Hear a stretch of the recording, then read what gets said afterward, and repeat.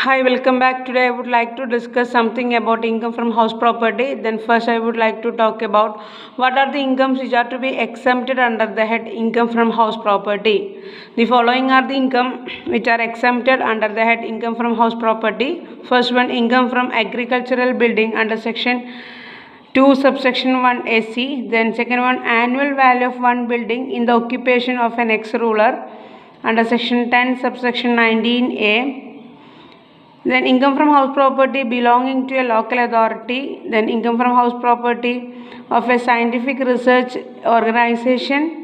Then next, income from house property of any university or other education institutions or a hospital or a medical institution functioning without profit motive. Then income from house property of a registered trade union. Then next, income from house property held by a political party. Then income from house property held by a trust for charitable or religious purposes. Then income from self-occupied house. Then last one, income from house property of a mutual concern or a club. So these are the exempted income under the head income from house property. This question may be asked in the coming exam. Then what do you mean by deemed ownership of a property? What do you mean by deemed ownership of a property? So deemed ownership in the sense that a person shall be deemed to be the owner of a property in the following cases. Directly അയാൾ owner ആയിരിക്കില്ല, പക്ഷേ ചില പ്രത്യേക സാഹചര്യം കൊണ്ട് അയാൾ deemed owner ആവാം. അപ്പോൾ ഏതൊക്കെ കേസിലാണ് ഡീംഡ് ഓണർ ആവുക? A person shall be deemed to be the owner of a property in the following cases. First one, in the case of a transfer of property to the spouse otherwise than for an adequate consideration, the transferor will be deemed to be the owner of the property. അതായത് ഒരു spouse, whether it may be husband or a wife, തൻ്റെ property husband ആണെങ്കിൽ വൈഫിന് അല്ലെങ്കിൽ വൈഫാണെങ്കിൽ ഹസ്ബൻഡിന് transfer ചെയ്ത് കൊടുക്കുന്നതിൽ ഒരു ആഡിക്വേറ്റ് കൺസിഡറേഷനൊന്നും ഇല്ലാതെ തന്നെ. അപ്പോൾ ഇതിൽ ആരാണോ ട്രാൻസ്ഫർ ചെയ്തത്, ട്രാൻസ്ഫറർ ആയിരിക്കും ആ ഹൗസ് പ്രോപ്പർട്ടീൻ്റെ ഡീംഡ് ഓണർ, അല്ലാണ്ട് അത് കിട്ടിയ ആളല്ല അതിൻ്റെ ഓണർ. അതാണ് ഡീംഡ് ഓണർഷിപ്പ് എന്ന് പറഞ്ഞാൽ. ദെൻ നെക്സ്റ്റ് എന്ന് പറയുന്നത്, in the case of a transfer of a property to a minor otherwise than for an adequate consideration, the transferor will be deemed to be the owner of the property. അതേപോലെ തന്നെ നമ്മൾ minor ചൈൽഡിന് property transfer ചെയ്ത് കൊടുക്കുന്നുണ്ട്, പക്ഷേ ആ property കിട്ടിയത് minor ചൈൽഡിനായാലും അത് ആരാണ് അതിൻ്റെ ഓണർ അവരായിരിക്കും അതിൻ്റെ ഡീംഡ് ഓണർഷിപ്പ് എന്ന് പറയുന്നത്. ദെൻ നെക്സ്റ്റ് പറയുന്നത് വെച്ചാൽ a member of an HUF holding an impartible estate of the family is deemed to be the owner of the property. HUFൻ്റെ മെമ്പർ ഹോൾഡിംഗ് ഇമ്പാർട്ടിബിൾ എസ്റ്റേറ്റ്, അതായത് HUFൻ്റെ പ്രോപ്പർട്ടി പാർട്ടീഷൻ ചെയ്യാത്ത estate hold ചെയ്യുന്ന ആളാണ് ആ ഫാമിലീൻ്റെ deemed owner എന്ന് പറഞ്ഞാൽ. Then a member of a cooperative society, company or an association of a person to whom the property is allotted, ആർക്കാണോ അലോട്ട് ചെയ്ത് കൊടുത്തത്, shall be the deemed as the owner of the property even if the ownership title of the property rests with the cooperative society or a company or an association of a person. അതായത് ആ ownership title സൊസൈറ്റീൻ്റെ കയ്യിലായാലും അല്ലെങ്കിൽ കമ്പനീൻ്റെ കയ്യിലായാലും അല്ലെങ്കിൽ AOPൻ്റെ കയ്യിലായാലും അതിൻ്റെ deemed ownership എന്ന് പറയുന്നത് ആർക്കാണോ property allot ചെയ്ത് കൊടുത്തത് അയാളാണ് അതിൻ്റെ. അതായത് member of a cooperative society ആവാം, അല്ലെങ്കിൽ കമ്പനി ആവാം, അല്ലെങ്കിൽ AOP ആവാം. To whom the property is allotted, ആർക്കാണോ അലോട്ട് ചെയ്ത് കൊടുത്തത് അവരാണ് deemed ownership. So this is about deemed ownership. Then next I would like to talk about the charging section. So income from house property is under section 22 of the act. The charging section of the income from house property says that the annual value of a property consisting of any building or land appurtenant thereto of which the assessee is the owner is chargeable to tax under the head income from house property.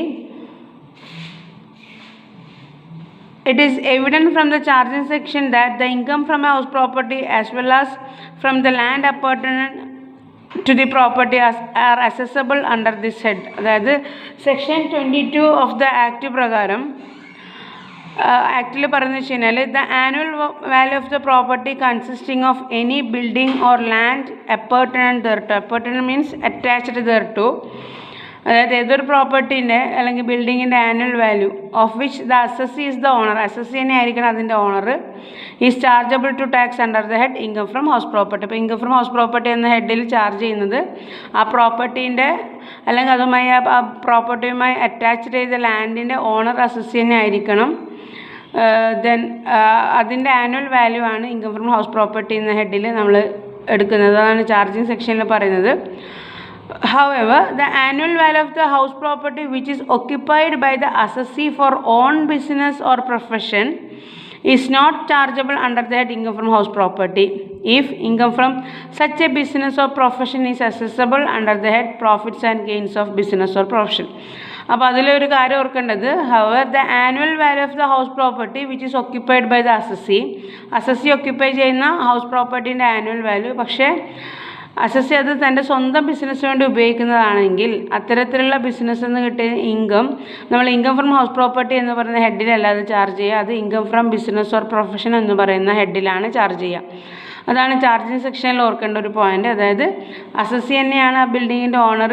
Then ആ assessee ആ building use ചെയ്യുന്നത് അസസിൻ്റെ സ്വന്തം ആവശ്യത്തിന് വേണ്ടിയിട്ടുള്ള own business പർപ്പസിന് വേണ്ടിയിട്ടുള്ള ബിസിനസ്സിന് വേണ്ടിയിട്ടാണ് അയാൾ യൂസ് ചെയ്യുന്നതെങ്കിൽ അതിൽ നിന്നും കിട്ടുന്ന ഇൻകം ഒരിക്കലും ഇൻകം ഫ്രം ഹൗസ് പ്രോപ്പർട്ടി എന്ന് പറയുന്ന ഹെഡിൽ പെടുത്താൻ പാടില്ല. വേറാസ് അത് ഏതിൽ മാത്രമേ പെടുത്താൻ പാടുള്ളൂ, profits and gains from business or profession എന്ന് പറയുന്ന ഹെഡിൽ മാത്രമേ പെടുത്താൻ പാടുള്ളൂ എന്നതാണ് ചാർജിങ് സെക്ഷൻ 22 പ്രകാരം പറയുന്നത്.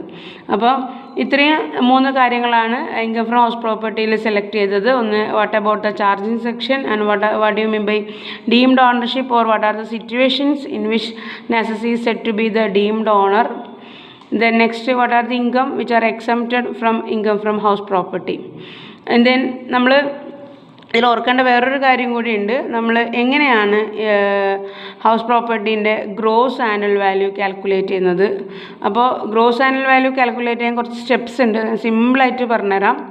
അതായത് ക്വസ്റ്റ്യനിൽ അതായത് കാൽക്കുലേറ്ററൊന്നും എക്സാം ഹോളിൽ ഉപയോഗിക്കാൻ പറ്റാത്തത് കൊണ്ട്